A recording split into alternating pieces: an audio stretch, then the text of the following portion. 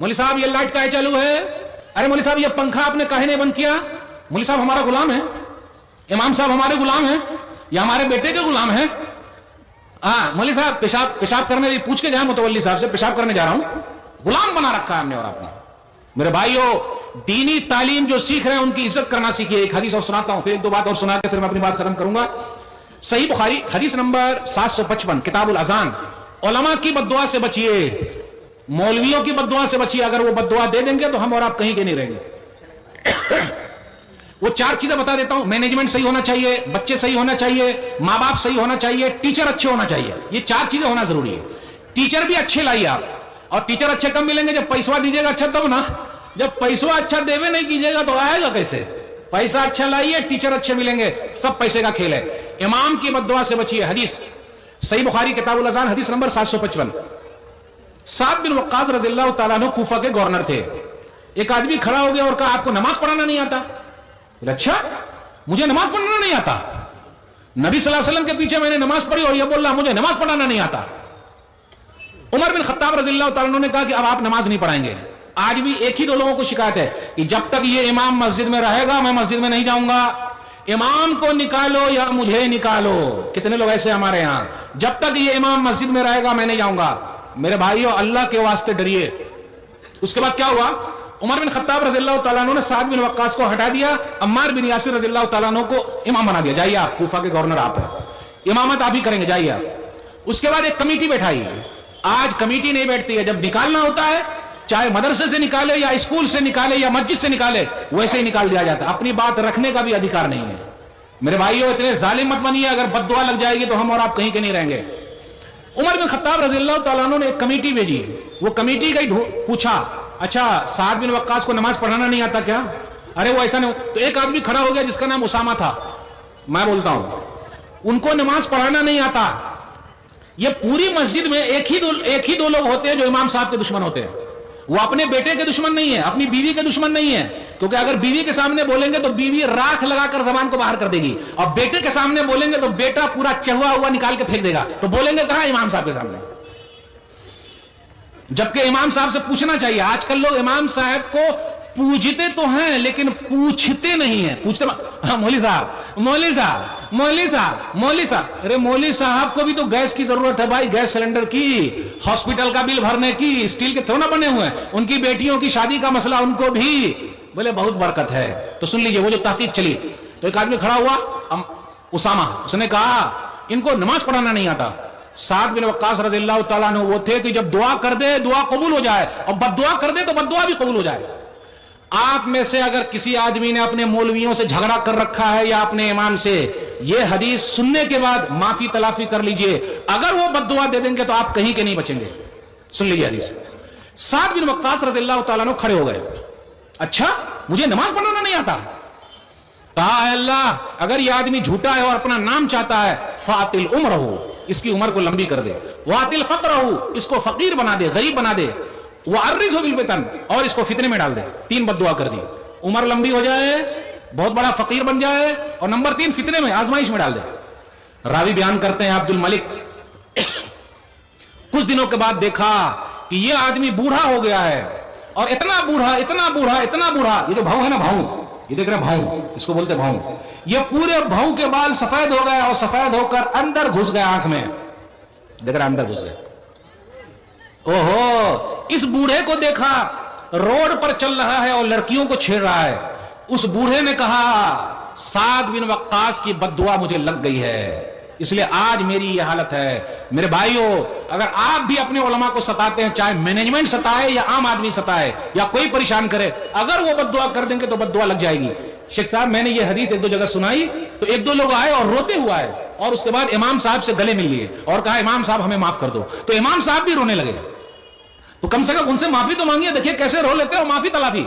और मेरे भाइयों, माफी तलाफी करने वाला वो सबसे अच्छा इंसान है। सुन लीजिए, आज हमें और आपको ऐसा करने की जरूरत है। हमारे हालात जैसे चल रहे हैं, ये आपस के जो झगड़े हैं ना, बाप बेटे में झगड़ा, केसा केसी, भाई भाई में झगड़ा, पड़ोसी में झगड़ा, इधर झगड़ा उधर रगड़ा, मैं इसको रगड़ा बोलता हूं। اور آپ بمبئی چلے جائیے تو وہاں رگڑا ملتا ہے کھانے کو. اب آپ کے یہاں ملتا کہ نہیں ملتا؟ وہ رگڑا ٹائپ کا, وہ جو بادام ٹائپ, اس کو رگڑا بولتے ہیں, اس طرح رگڑ رگڑ کے دیتے ہیں کھانے کے لیے. تو ہمارے اور آپ کے یہاں جھگڑا نہیں, رگڑا چل رہا ہے, معمولی بات کے لیے رگڑا. اللہ کے لیے معاف کیجیے. دلیل صحیح مسلم کتاب البر والصلہ حدیث نمبر 2588, ما نقصت صدقۃ من مال, صدقہ و خیرات کرنے سے مال کم نہیں ہوتا. یہ تو پورا خلیے لگ رہا ہے. چادر اٹھائیے تو ذرا, اٹھا کے دکھائیے. خالی ہے کہ نہیں؟ اب سوال آپ لوگوں سے پوچھنا تھا لیکن جواب تک آپ لوگ پہنچے نہیں. صدقہ و خیرات کرنے سے مال کم نہیں ہوتا. نبی صلی اللہ علیہ وسلم گارنٹی دے رہے کہ مال کم نہیں ہوتا, تو ہمارے اور آپ کا مال کم ہو جائے گا دینے سے؟ خالی کا ہے, بھرا ہوا تھا. مولوی صاحب بولیے نا, الحمدللہ بھرا ہوا تھا. آپ لوگوں نے بھر کے دیا تھا, الحمدللہ بولیے. یہ مدرسہ آپ کا مدرسہ ہے, اس کی وجہ سے آپ لوگوں کی شان ہے.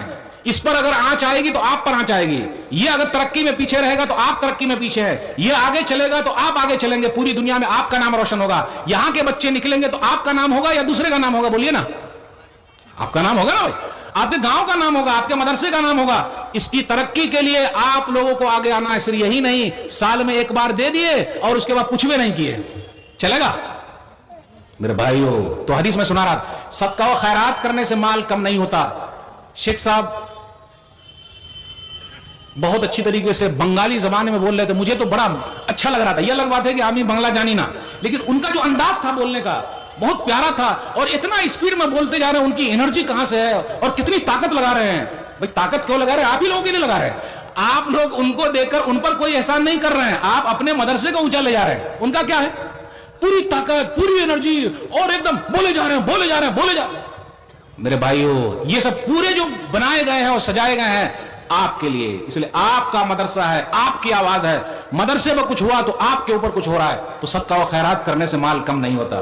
آگے نبی صلی اللہ علیہ وسلم فرمایا, وما زاد اللہ عبدا بعفو الا عزا, جو کسی کو معاف کر دیتا ہے اللہ اس کی عزت کو بڑھا دیتا ہے. آج ہم اور آپ معاف کرنے کو تیار نہیں ہے. بھائی کو معاف نہیں کر رہا ہے.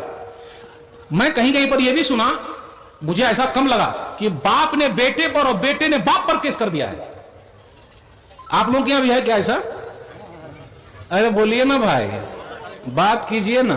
آپ لوگ کے یہاں بھی ایسا, باپ بیٹے میں کیس, باپ بیٹے میں کیس.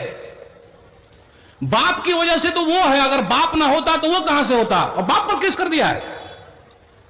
اچھا لگ رہا ہے سننے میں؟ باپ کے اوپر کیا گزرتی ہوگی جس باپ نے پالا پوسا ہے, ماں نے پالا پوسا ہے. باپ بیٹے کا کیس, مال کے لیے, پیسے کے لیے, جو سب کچھ یہی دھرا کا دھرا رہ جائے گا. معاف کرنا سیکھیے. جا بھائی میں نے معاف کیا. یہ حدیث آج آپ نے سن لی ہے, اس کی پریکٹس آپ کو کرنی پڑے گی. جا بھائی میں نے معاف کیا. اور آگے کا جملہ سن لیجئے, وما تواضع احد للہ الا رفعہ اللہ, جو اللہ کے لیے جھکتا ہے اللہ اس کو اٹھا لیتا ہے. اللہ کے لیے جھکیے. آج اپنے یہاں کچھ لوگ بات چیت کرنا چاہتے ہیں لیکن کوٹ کچہری, اور یاد رکھیے گا جس کو بھی کوٹ کچہری کی عادت لگ گئی وہ کنگال ہو جائے گا. کوٹ کچہری کی بیماری جس کے یہاں آ گئی وہ بچے گا نہیں بلکہ وہ کنگال ہو جائے گا. اور جو موچ کی لڑائی لڑے گا, موچ کی لڑائی جانتے نا, موچ, کچھ لوگ اس کی طرف سے کچھ لوگ اس کی طرف سے, وہ کبھی ترقی نہیں کرے گا.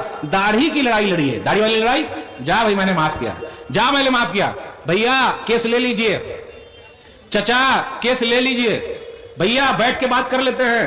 پہلے لوگ مناتے تھے, آج منانے والے کہاں ملتے ہیں, اس لیے روٹھیے بھی نہیں. اگر کسی سے آپ روٹ گئے, نہیں بات نہیں کروں گا, تو ہم منانے والے لوگ کہاں ہیں؟ پہلے لوگ مناتے تھے. اب آپ لوگوں کے یہاں کیا ہوتا ہے یہ پتا نہیں. ہم لوگ کے دیہات میں, ہمارے دیہات میں بہار کے اندر شادی بیاہ کے موقع پر اگر کوئی روٹھا ہوا ہے تو زبردستی اس کو کھلیان میں, کھیت میں جہاں سب لوگ بیٹھتے تھے وہاں بلایا جاتا تھا, بولے معافی مانگ, یعنی اس طرح معافی تلافی اور گلے ملا دیا جاتا تھا.